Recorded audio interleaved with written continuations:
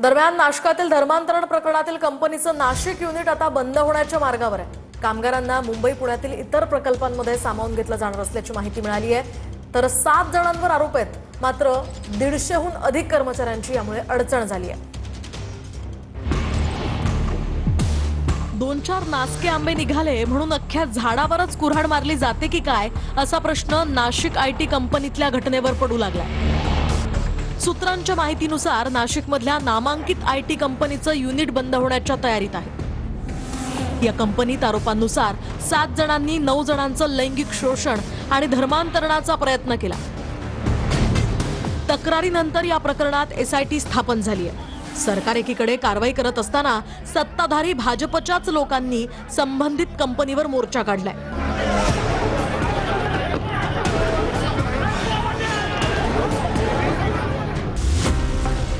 विसंगती म्हणजे एकीकडे सरकार आणि पोलीस या प्रकरणावर कारवाई करत असताना सत्तेतीलच भाजप कार्यकर्त्यांनी कंपनी बाहेर आंदोलन केलं। तेव्हापासून कंपनी बाहेर पोलीस बंदोबस्त तैनात आहे। त्यामुळे कंपनीनंच काही कर्मचाऱ्यांना सुट्टी जाहीर केली आहे। आणि आता दुसरीकडे पत्रकारांना आयटी कंपनी नाशिकमधून घालवायची आहे का?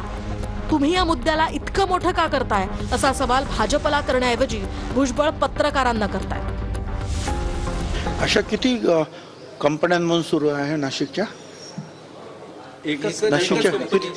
मग सगळ्या कंपन्या घालवायचा विचार आहे का आपला? एखाद्या कंपनीमध्ये एखादी अशी गोष्ट झाली त्याचा कॉग्निझन्स आहे, पोलीस कमिशनरने घेतलेला आहे।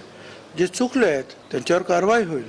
पण ज्या पद्धतीनं आपण चर्चा करतो आहोत त्या पद्धतीनं ती कंपनीत पण इथे राहणार नाही, दुसरी तर अजिबात येणार नाही, असलेल्या जातील।